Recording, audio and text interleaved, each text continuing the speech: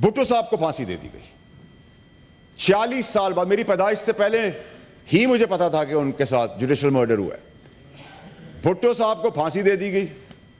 फांसी देने का 46 साल के बाद बहुत अच्छा इकदाम हुआ कि जी भुट्टो साहब का गलती हो गई।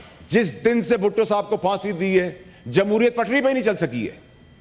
आपने जमहूरियत के अलमबरदार को जान उसकी ले ली, तो जान तो आपने ले ली।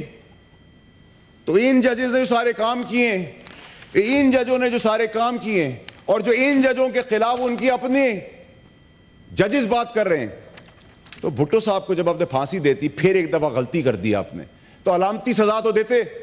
उस जज को अलामती फांसी तो देते। उस जज के पीछे डिक्टेटर को तो आप फांसी देते अलामती। आपने नहीं दी क्योंकि मिस्टेक थी। आप जज थे, क्योंकि जज इस मुल्क के अंदर आइन और कानून से बालातर है। चलें जी, जरदारी साहब को 14 साल कैद दे दी। कैद दे दी, किसी कानून के अंदर 14 साल नहीं है, किसी केस के तहत नहीं दी गई, दे दी गई। उस 14 साल के बाद उस जज का क्या हुआ? मिस्टेक हो गई, क्योंकि वह जज है। 14 साल बर्बाद हो गए एक आदमी के। एक हमारे जमहूरी लीडर भुट्टो साहब, लेजेंड जो हैं, उनको फांसी मिस्टेक हो गई। आगे चलें जी। नवाज शरीफ साहब को ओवर द काउंटर पे पैसे ना लेने पर, यह एक नया कानून था, ओवर द पैसे ना लेने पर बच्चे से पैसे नहीं लिए, ले लिए होते, नहीं लिए, नहीं लेने पे ब्लैक लॉ डिक्शनरी इजाद हुई और उनको 2/3 मेजॉरिटी वाले प्राइम मिनिस्टर को डिबार कर दिया जाता है। चलें जी, मिस्टेक हो गई। सिसेलियन माफिया कहा गया उनको। काश उनकी पार्टी खड़ी होती जैसे मैं खड़ा हूं। चलें जी, आगे बढ़ें। इमरान खान साहब, हुकूमत चल रही है, रात को छुट्टी वाले दिन अदालतें खुल जाती हैं, अदालतें खुल जाती, पाबंद कर देती है। अब इसमें दो बड़े इंपॉर्टेंट फैक्टर्स हैं मैडम, इसको आपने बड़ा गौर से सुनना है। सुप्रीम कोर्ट खुली तो समझ में आता है कि सुप्रीम कोर्ट ने आइन और कानून के तहत उसको प्रोटेक्ट करना था, नो वोट ऑफ कॉन्फ्रेंस को, तो उन्होंने पाबंदी के तौर पर वो खड़े रहे, उन्होंने अपनी अदालतें खोली। लेकिन मोसेस, बेहतरीन दलेर जज अतर मिनल्ला, जो उस वक्त के चीफ जस्टिस थे, उन्होंने लाहौर हाई कोर्ट खोल दी। ये सवालिया निशान है कि लाहौर हाई कोर्ट खोलने का, इस्लामाबाद हाई कोर्ट खोलने का मकसद क्या था? वो कौन सा ख्वाब था जिस ख्वाब ने उनको रात को उठाया, उनके स्टाफ को वहां मौजूद फरमाया, मन पसंदीदा मीडिया वहां मौजूद था, 2 घंटे खुला गया। वो क्या ऐसा बीच का हिस्सा है? वो क्या पाकिस्तानी कौम को ढूंढने की जरूरत है, पीटीआई के दोस्तों को ढूंढने की जरूरत है कि वो बीच का हिस्सा क्या था? मैं तो बताऊंगा इसी तरह शवाहिद के साथ ही, और जो इनका कामयाबी और तरक्की और तारीखी फैसलों और इस्लामाबाद हाई कोर्ट से कुछ माह पहले रिटायर होने से पहले वो सुप्रीम कोर्ट क्वालिफाई कर जाता है, उस तक का सफ़र तो वो अपनी आप में खुद ही बताएंगे कि उनकी वो जो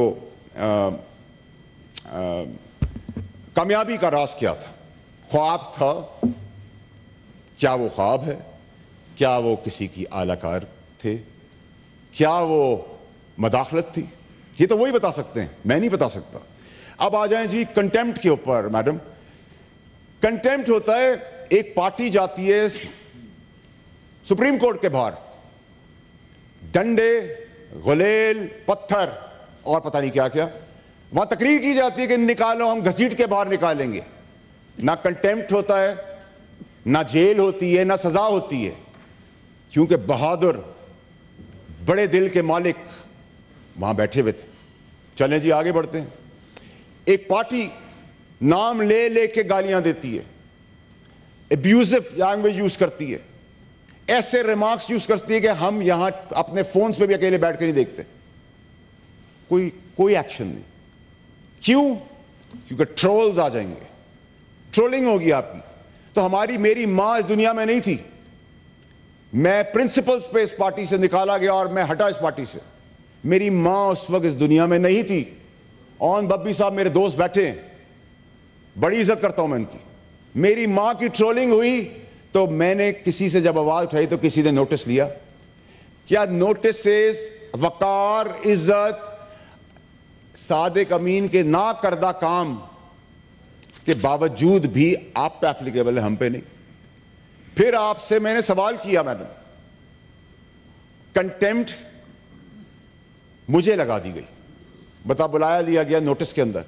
मैं तो कंटेम्प्ट के करीब से भी नहीं गुजरा हूं। मतलब ये ऐसी बात है कि अब रऊफ हसन साहब की मैंने बात की, मुझे तकलीफ दे, मैंने कंडेम किया उसको, लेकिन आप उसमें मुझे इंगेज कर दें।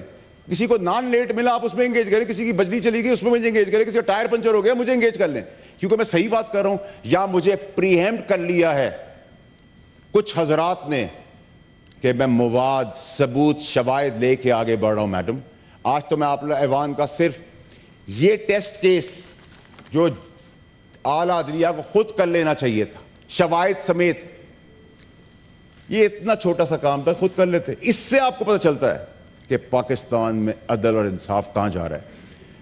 आगे बढ़े जी। मैंने सवाल किया जज बाबर सत्तार की तकर्री के टाइम पे, prior to his elevation as high court जज। उसमें फिर जबरदस्त किस्म के अनमोल जस्टिस देने वाले जस्टिस अतर मिनल्ला, उन्होंने कहा कि जी, एक लेटर इशू किया मेरी डिमांड पर, कहा कि जी हमारे पास इट्स रिपोर्टेड, रिपोर्टेड का वर्ड यूज कर तासुर दिया गया, गुमराह करने की कोशिश की गई कि मैं भी गुमराह हुआ। मैंने कहा इसका मतलब तो इनका सबूत है, रिकॉर्ड पे है, जो भी है, whether it is green card, blue card, red card, I am not interested, I am not concerned, I am not bothered, I am not pushed.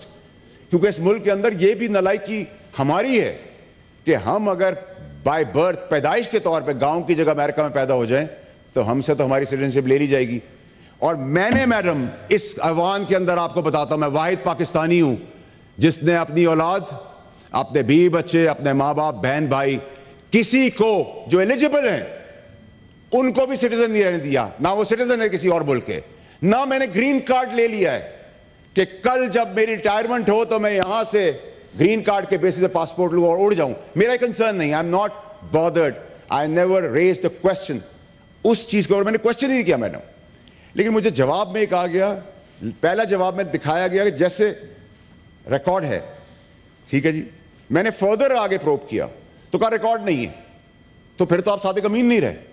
Code of conduct article 2 जिसमें आपको बताया जाता है कि कॉशियस होना है, आपने अल्लाह से डरना है, आपकी जबान अच्छी होनी चाहिए, आपके अंदर ग्रीड नहीं होनी चाहिए, आपके अंदर झूठ नहीं होना चाहिए। लेकिन वो सब क्राइटेरिया सर, ये आपके और मेरे लिए हो रहा है, ये ऐवान की इज्जत के लिए बात करो, मेरी और आपकी एक ही चीज है सर। आप भी करेंगे, हम सुनेंगे सर इज्जत से। सर 1 मिनट 2 मिनट दे दे सर, 2 मिनट दे दे बात करने दे, बाद में कर ले सर। अगर आपकी खैर है तो इज्जत मसला आएगा सर, हम आधी रात में भी आपके साथ। सेनेटर बाउडर साहब, आप चेयर को एड्रेस करें और प्लीज आप वाइंड अप कीजिए। शुक्रिया। सेनेटर मोहसिन, शोर मचाने से माइक नहीं मिलेगा, शोर मचाने से हरगिज माइक नहीं मिलेगा। Please carry on. आपको टाइम दूंगी, मैंने दिया था, आपके लीडर ऑफ अपोजिशन खड़े हो गए थे, उनको तरजीह मिलती है। मैडम स्पीकर, मैडम ठीक है मैडम, मैंने कहा आपको तरजीह मिलती है मैडम। जी जी प्लीज वाइंड अप। मैडम, इस मुल्क के अंदर जहां ला कानूनियत है, ना इंसाफी है, जुल्म बर्बरियत है, वहां खवातीन, हमारी बहन बेटियां, माएँ इंसाफ के लिए जब अपनी जदाद, अंगूठी, घड़ी, खेत, ट्रैक्टर बेच देती हैं तो इस मुल्क के अंदर अजमतें बेचती हैं, अपनी इज्जत बेचती हैं कि उससे पैसे मिल जाएं और उनका काम हो जाए। ये जुल्म बर्बरियत को हमने आइडेंटिफाई करना है। और फिर मैं बड़ा मुखालिफ हूं जी नून लीग का, सियासी मुखालिफ हूं, दुश्मन नहीं हूं उनका, ये मैंने अब रियलाइज किया है। मेरी जानी दुश्मनी उनसे नहीं, मुखालफत है। उस मुखालफत में मैं बड़ा क्लैरिटी से आपको बताना चाहता हूं मैडम कि अगर उनके मनसब पार्लियामेंट, चाहे वो पीटीआई, एमक्यूएम, पीपल्स पार्टी या नून लीग होगी, और शब खून मारने की बात की जाएगी और एग्जीक्यूटिव के इंटेग्रिटी को कोई क्वेश्चन करेगा, समेत मेरे हम सब साथ खड़े होंगे। क्योंकि साथ ना खड़े होने की वजह से ये एडवांटेजेस इस मुल्क के अंदर ली जा रही हैं। कहा जाता है जी, इसके बाद मैडम आखिरी 2 मिनट आपसे ले रहा हूं, फिर मैडम जज अतर मिनल्ला साहब कमेंट करते हैं, अपना बायस दिखाते हैं एज ए जज। कानूनी तौर पे कोई भी आप जज किसी पे इल्जाम नहीं लगा सकता। इल्जाम लगाया है मुझ पे प्रॉक्सी। हाउ डेयर अ जज can question my integrity without an evidence? How dare you think that I am going to compromise? I am not going to compromise. उसके बाद मैडम मुझे प्रॉक्सी करके इंडियन अखबार मेरी हेडलाइंस लगाते हैं, international अखबार मेरी हेडलाइंस लगा देते हैं। मैं प्रॉक्सी कहला रहा हूं। डिफेम किया गया पाकिस्तान को, जज अतर मुनला ने डिफेम किया मेरी इंटेग्रिटी को, क्वेश्चन किया मेरी इंटेग्रिटी को। एविडेंस तो देना पड़ेगा और मैं लूंगा। इन सब चीजों के बाद जिन जजों को नहीं बैठना चाहिए वो बैठे हुए। मैं चीफ जस्टिस के सामने साहब और उनके बेंच के सामने, ऑनरेबल बेंच के सामने पेश हो रहा हूं। इसलिए पेश हो रहा हूं कि मेरा यकीन है कि वो ईमानदार आदमी है, उनका बेंच ईमानदार है। इसी तरह मैं मैडम जस्टिस अता बंदयाल साहब, ऑनरेबल जस्टिस मंसूर अली शाह साहब और justice honourable justice Ayesha Malik साहब के सामने पेश हुआ। उनका कॉन्डक्ट ऐसा कॉन्डक्ट था कि आदमी मॉरली इमोशनली चार्ज हो जाता है, अच्छाई की तरफ बढ़ जाता है।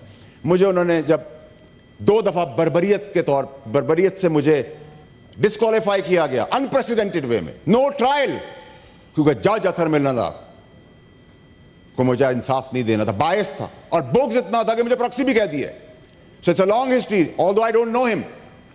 तो जब मैं उनके आगे पेश हुआ ऑनरेबल जजेस के सामने सुप्रीम कोर्ट में, तो उन्होंने मुझे कहा आप इसको रिग्रेट करते हैं? मैंने कहा नहीं जी, मैं 10 कदम और आगे बताऊं। रिग्रेट के साथ I will add N apology, उसके साथ आई विल ऐड अपना रेजिग्नेशन। मैडम, मैंने एक तकरीर की, एक प्रेस कॉन्फ्रेंस की।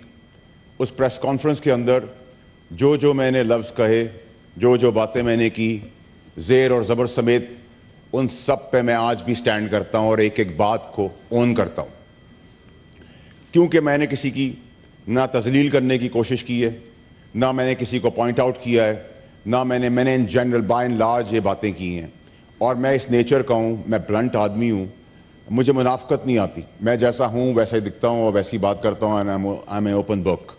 But at the same time जिन पे कंटेम्प्ट्स होने चाहिए थे या जिन पे ऐसी चीज़ें लगनी चाहिए थी, उन पे नहीं लगी। मेरे साथ तो जुल्म पहले भी हुआ था, तो आज भी हो गया। तो इंसाफ की तवक्को मुझे उस वक्त मिली थी, उस वक्त भी नहीं मिला, और आज मुझे नहीं पता क्या होना है।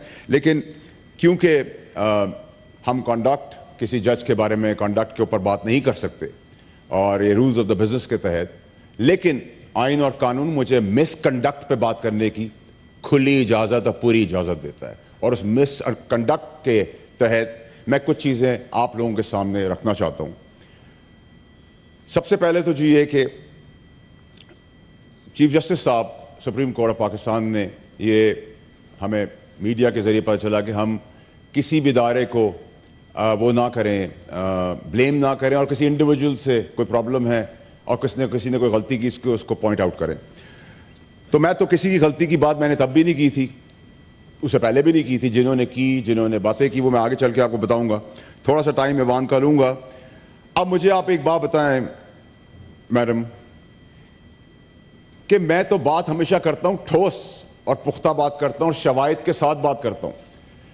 अब आप कहें कि पाकिस्तान में निशानदही करना, अकाउंटेबल ठहराना भी जुर्म है, तो फिर फांसी की सज़ा पाकिस्तानियों को दे दे, समेत मेरे या सेनेटर को भी दे दे, क्योंकि इज्जत तो यहाँ किसी की है नहीं, बाकी सबकी है, हमारी नहीं है। मैडम, यहाँ मैं आपके सामने एक खाका पेश कर रहा हूँ शवाहिद के साथ। लॉ मिनिस्टर साहब, आपकी भी तवज्जो की जरूरत पड़ेगी।